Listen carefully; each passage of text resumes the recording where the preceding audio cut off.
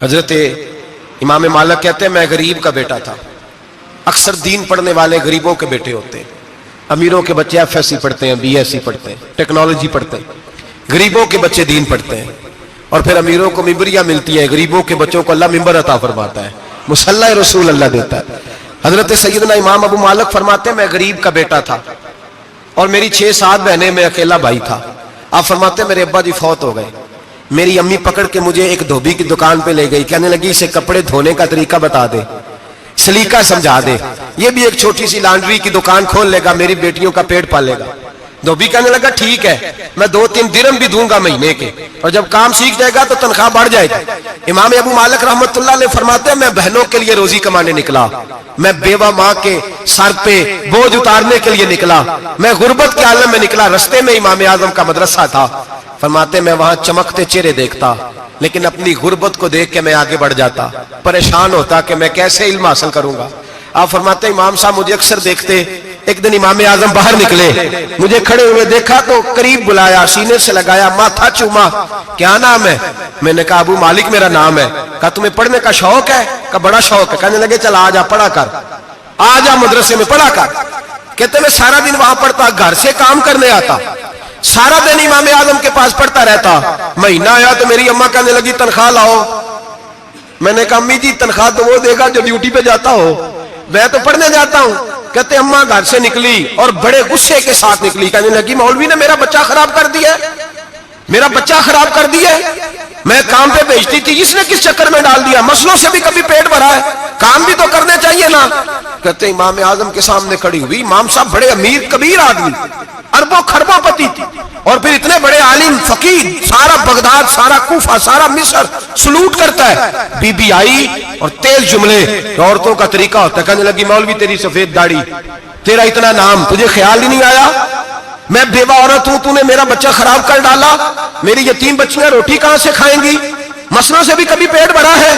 کہتی اتنے سخت جملے کہے, پر قربان جاؤ امام اعظم سنتے رہے اور مسکراتے رہے. کہنے لگے میری غلطی ہے, میری غلطی ہے, میری غلطی ہے, بی بی بھول گیا تھا, غلطی ہو گئی. بی بی کہتے تیری امام صاحب سنتے رہے. جب غصہ اتر گیا تو کہنے لگے اماں تیرا غصہ اتر گیا ہے؟ اتر گیا ہے. کہنے لگے تیرا بیٹا بڑا نیک ہے, تیرا بیٹا بڑا لائق ہے, تو اسے پڑھنے دے. کہنے لگے چپ کر دے مولوی, یہ پڑھے گا تو میں روٹی کہاں سے کھاؤں گی. امام صاحب کہنے لگے مجھے بتائے گی تیرے گھر کا خرچہ کتنا ہے. اس نے ایک لفظ تو ہے 3 دینار کا, ایک روایت ایسی بھی لکھی ہے بزرگوں نے, کہنے لگی 40 درہم ہے. اور اماں کہتی میں نے جان بوجھ کے زیادہ بتائے, حالانکہ میں کناب کا خرچہ کرتی تھی, لیکن جب کھلا ڈلا کرے تو وہ والا خرچہ بتایا. میں نے کہا 40 درہم خرچہ ہے, تو دے گا؟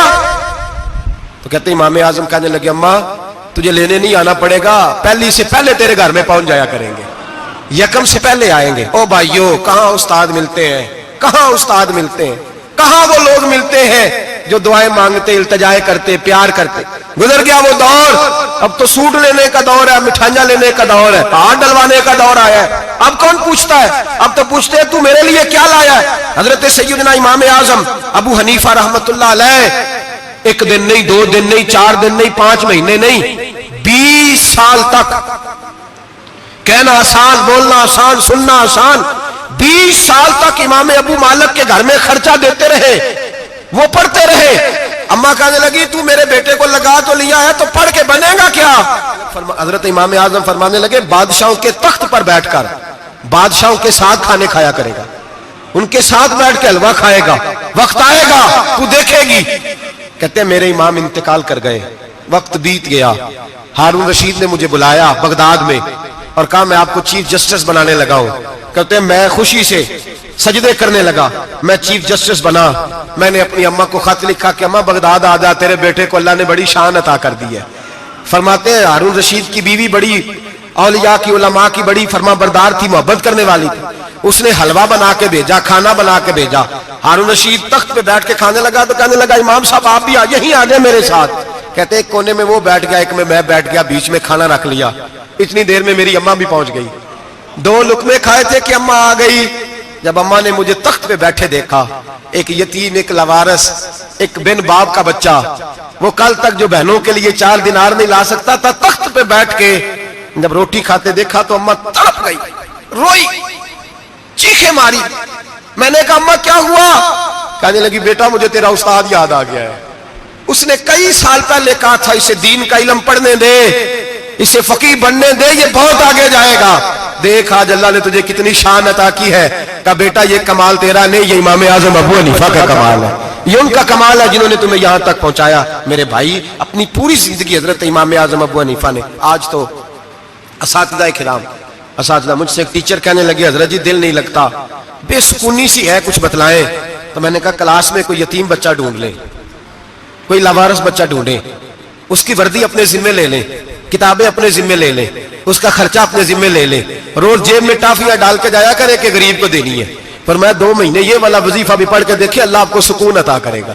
یہ بھی کہنے لگے بڑی ٹھنڈک ہوئی ہے، بڑا سکون ملا ہے، بڑی تابع داری۔ میں نے کہا آپ لفظوں سے سکون چاہتے ہیں، وہ لوگ خدمت کر کے سکون لیتے۔ کوفے کا ایک امیر آدمی تھا، پھر غریب ہو گیا۔ غریب، غربت بڑی پریشانی ہے، بڑی پریشانی، بڑی آزمائش۔ غریب بیوقوف اس لیے ہوتا ہے کہ اس کی جیب میں پیسے نہیں ہوتے۔ غریب مجبور اس لیے ہوتا ہے کہ اس کے پاس ہوتا کچھ نہیں نا، تو ساری آزمائشیں کٹھی آ جاتی۔ غریب آدمی تھا، محنت مزدوری کرتا لیکن پوری نہ ہوتی۔ وہ کہتا ایک دن گلی میں ککڑی بیچنے والا آیا، تو میری ایک بیٹی تھی چھوٹی سی، باقی بچے بڑے تھے، چھوٹی ضد کرنے لگی، کہنے لگی ککڑی کھانی ہے، ککڑی۔ کہتے میں پریشان ہو گیا، دل ٹوٹ گیا، بیٹی نے سوال کیا ہے۔ فرماتے میں نے سوچا کس کے پاس جاؤں، کسی اور کے پاس مجھے سمجھ نہ آیا، میں سیدھا امام اعظم کے پاس چلا گیا۔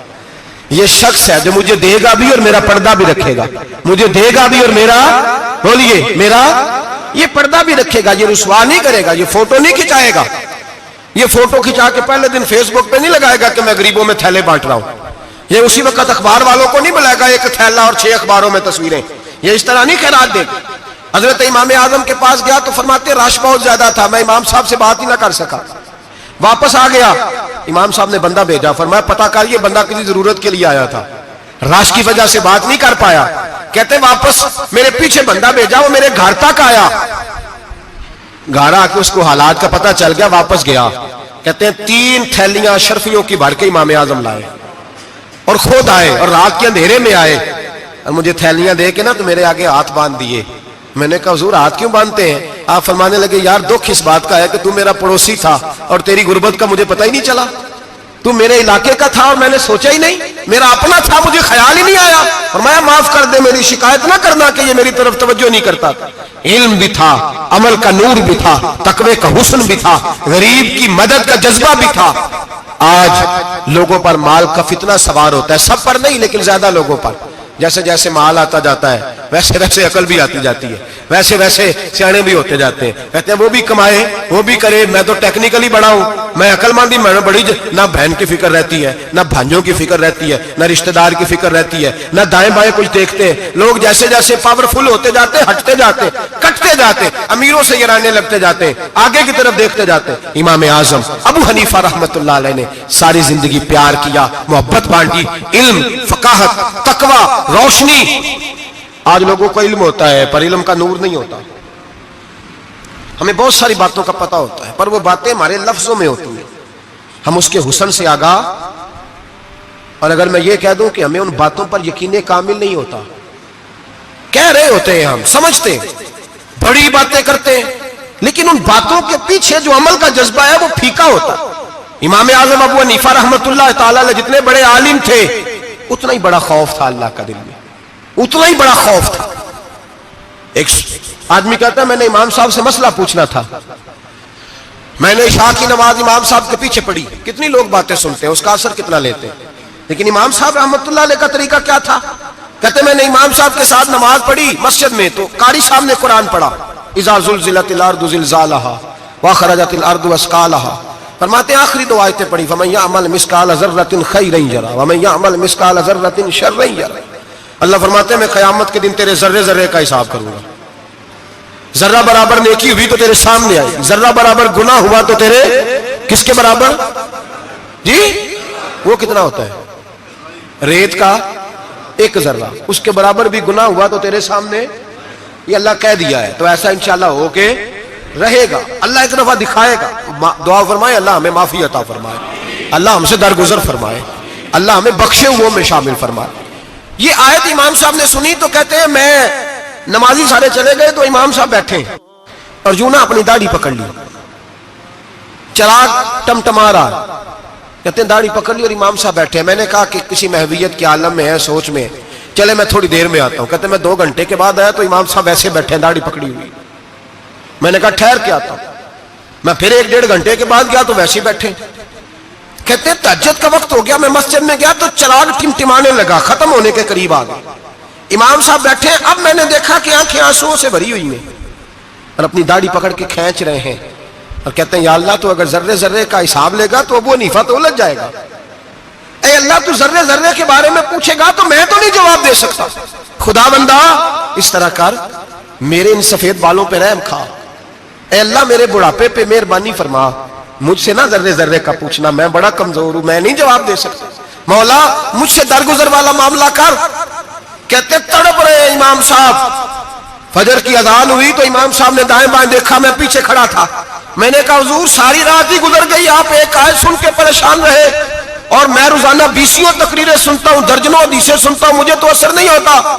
آپ فرمانے لگے مجھے تیرے معاملے کا نہیں پتا, لیکن مجھے اگر تو نے دیکھ لیا ہے تو کسی کے ساتھ ذکر نہ کرنا مجھے. اور فرمانے لگے پھر تو نیک آدمی ہوگا, تجھے نہیں خیال آتا. تو میں تو جانتا ہوں من آنم کے من دانم, پتہ سارا ہے سردار نو کی تیانا, میں تو جانتا ہوں نا, مجھے خبر ہے, لہٰذا میں نہیں حساب دے سکتا, تیرا نہیں مجھے پتا. جتنا میرے بھائی علم زیادہ اتنا خوف بھی. حضرت عبداللہ ابن مسعود فرماتے ہیں زیادہ باتیں کرنے والا عالم نہیں ہوتا, اللہ سے زیادہ ڈر جانے والا عالم ہوتا ہے. جو آدمی لمبی چوڑی گفتگو کرے وہ فقیہ نہیں, وہ اللہ سے ڈرنے والا نہیں, بلکہ جس کو وہ بات کرے تو تھوڑی کرے, ڈر کے کرے, خوف کے ساتھ کرے. اللہ کی خشیت جس کے دل میں ہو وہ بڑا عالم ہوتا ہے. حضرت امام اعظم ابو حنیفہ رحمت اللہ علیہ مالدار تھے اور اپنے مال میں سے حصے نکالتے تھے. امام صاحب فرمایا کرتے تھے میں نے چند 1000 درہم رکھ دیے. حضور کس لیے؟ فرمایا لوگوں کو قرضہ دینے کے لیے. نبی پاک صلی اللہ علیہ وسلم نے فرمایا قرضہ لینے والے کو منع کیا ہے, فرمایا قرضہ ایک قید ہے, بغیر مجبوری کے نہ لینا. اب لینے والے بھی احتیاط نہیں کرتے, فٹافٹ قرضے کے پیچھے بھاگتے. بڑی مجبوری ہو تو قرضہ لیں, فرمایا مقروض قیدی ہوتا ہے, قرضہ لینے سے بچو. اور دینے والے کو کیا کہا؟ فرمایا اگر سامنے والا تنگ دست ہو نا, تنگ دست, تو اسے مہلت دو. جتنی تم مہلت دو گے اللہ اتنے ہی پیسے روز صدقہ کرنے کا ثواب عطا فرمائے گا. اگر تنگ. ایک صاحب مجھے کہنے لگے, میں نے رمضان شریف میں نا قرضے کے والے سے یا کچھ عرصہ پہلے کسی موقع پر قرض کے والے سے کو بات کی, تو ایک صاحب مجھے کہنے لگے حضرت صاحب جیتے کسی کو لینا ہوئے نا 20,000 تو انہوں ترا کے لئی دے, تو جے 20 کروڑ لینا ہوئے تو پھر نہیں ترایا جاتا. میں نے کہا کیوں؟ کہنے لگے 20,000 والا بندہ ماڑا ہوتا ہے نا, جہاں 20 کروڑ کھا گیا وڈی مگرمچھ ہوتا ہے, انہوں ترایا جا سکتا, وہ دے کے بندے ترلے ہی کر دے, چل بھائی کیویں دے سکنا ہے. وہ جو 20,000 والا نا ماڑا بندہ کہتے تو دینے نے کہ تیرا بندوبست کریے, کہتے چل صاحب جمعرات لے آؤ کسی طریقے. جمعرات ماڑا ہے نا. نبی پاک نے کیا فرمایا؟ حضور نے فرمایا تجھے پتہ چل جائے کہ تنگ دست ہے تو مہلت دے, جتنے دن تو اس سے پیسے نہیں لے گا اتنے ہی پیسے روز صدقہ کرنے کا ثواب دیا جائے. اب لوگ جو تگڑی موٹے مگرمچھ ہیں ان کو مہلت دیتے ہیں, وہ کہتے ہیں جا جتھو لب نہیں لے, پھر کہتے ہیں نہیں آپ بتائیں آپ کیسے دے سکتے. اور ماڑا بندہ انہیں 2,000 دینا دکان کا, اس کو دکاندار کہتا ہے کل سائیکل لے کے تب گزرنا, میرے آگے سے اگر پیسے دینے ہیں تو میں نے سائیکل رکھ لینا. ڈرنا چاہیے اللہ پاک, ہمیں پتا ہوتا ہے سامنے والا غریب ہے, تنگ دست ہے, مجبور ہے, اسے مہلت دینی. امام صاحب کہتے ہیں میں نے کچھ پیسے رکھے ہوئے تھے, پس منظر یہ تھا کہ غریب لوگ آتے ہیں تو میں ان کی مدد کروں گا.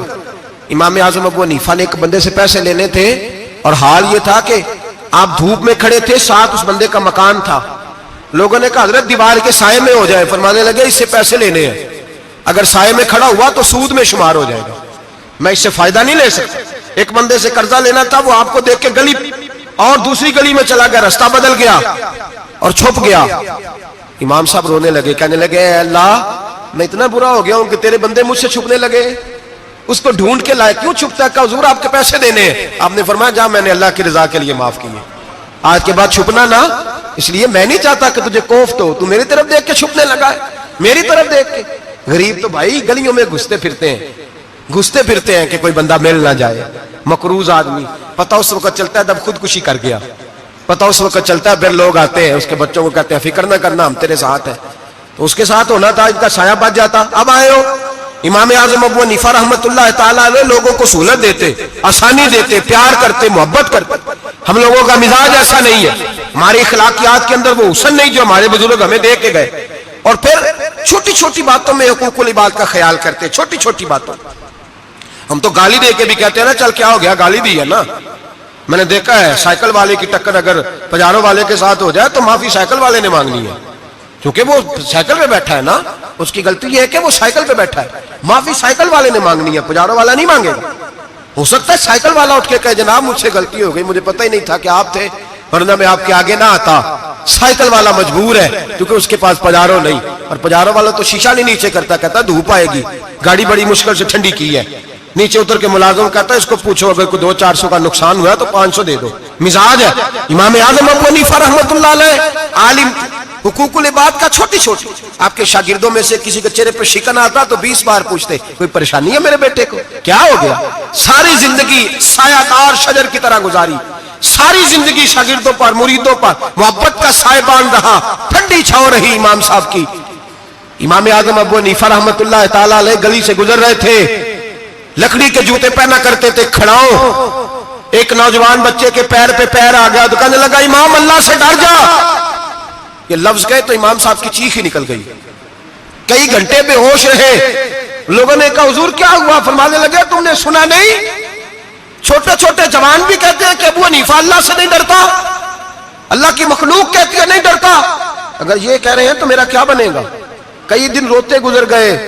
لوگ اس بچے کو لائے, آگے کہنے لگا حضور آپ تو پریشان ہو گئے, میں نے تو محاورتاً کہا تھا, محاورتاً کہا تھا کہ آپ اللہ سے نہیں ڈرتے. فرمانے لگے بیٹے مجھے محاوروں کا نہیں پتا, جب رب کے خوف کا نام آتا ہے تو جملے سیدھے میرے دل سے جا کے ٹکراتے, سیدھے دل سے جا کے ٹکراتے. گلی سے گزر رہے, لکڑی کے جوتے پہنے, کھڑاؤں, بارش ہے, کیچڑ ہے, ایک دیوار کے قریب سے گزرے تو تھوڑا سا کیچڑ اڑ کے نا تو دیوار پہ پڑ گیا. یہاں ٹرالی والا ساری دیوار توڑ جاتا ہے اور کہتا ہے چلو میں نے کون سا جان بوجھ کے کیا ہے. یہاں لوگوں کا گھر توڑ جاتے ہیں, کہتے ہیں چلو بتاؤ کتنا خرچہ آیا تھا. فوری طور پہ لوگ ماننے کو تیار ہی نہیں. امام صاحب کے پیروں سے, یہ باریکی سمجھے, یہ حقوق العباد کا مسئلہ ہے. جو جاننے والے ہوتے تھے ان کا یہ طرز زندگی تھا. کیچڑ اڑا پیروں سے اور ایک آدمی کی دیوار پہ پڑ گیا. امام صاحب کھڑے ہیں, سوچ رہے کروں تو کیا کروں. شاگرد ساتھ ہے, حضرت جی کیا پریشانی ہے؟ آپ فرمانے لگے میں نے اس کی دیوار گندی کر دی ہے, صاف نہ کروں تو بھی ظلم ہے, اور اگر صاف کروں تو دیوار کچی ہے, جب صاف کروں گا تو کچھ مٹی اتر جائے گی تو کسی کے گھر کی مٹی اتارنا یہ بھی ظلم ہے. اب میں دو پریشانیوں میں الجھ گیا ہوں, کدھر جاؤں؟ کہا حضرت جی پھر. فرمایا اس کے دروازے پہ دستک دو. دروازے پہ دستک دی تو جو بندہ باہر آیا وہ مجوسی تھا, آگ کی پوجا کرنے والا تھا. امام صاحب کہنے لگے مجھے جانتے ہو؟ کہنے لگے حضور سارا کوفہ جانتا ہے, سارا بغداد جانتا ہے, ساری دنیا جانتی ہے آپ مسلمانوں کے امام ہیں, لوگ جانتے. آپ نے فرمایا یار مجھ سے غلطی ہو گئی ہے. وہ کیا؟ آپ فرمانے لگے میں اپنے انداز میں گزر رہا تھا, بوڑھا آدمی ہوں, خیال نہیں آیا, تھوڑا کیچڑ اڑ کے تیری دیوار پہ لگ گیا ہے. میرے بھائی یہ کوئی فرشتے تھوڑی تھے, یہی زمین پہ بسنے والے لوگ تھے, احتیاط والے لوگ تھے. ہم لوگوں نے پتہ نہیں اپنا مزاج اتنا سخت کیوں بنا لیا ہے. کتنے لوگوں کو لتاڑ کے, کتنی پگڑیاں اچھال کے, کتنے حقوق العباد ضائع کر کے بھی ہم اسی طرح کے مطمئن ہیں. کہاں سے تسلی لاتے ہیں ہم, کہاں سے اپنے آپ کو ٹھنڈک دیتے ہیں, کیسے اپنے آپ کو ہم سکون دے لیتے ہیں کسی کو تکلیف دے کے. کس طرح سکون کی نیند آتی ہے جب کوئی پریشان ہوتا, کیوں ہمارا دل پتھر ہو گیا.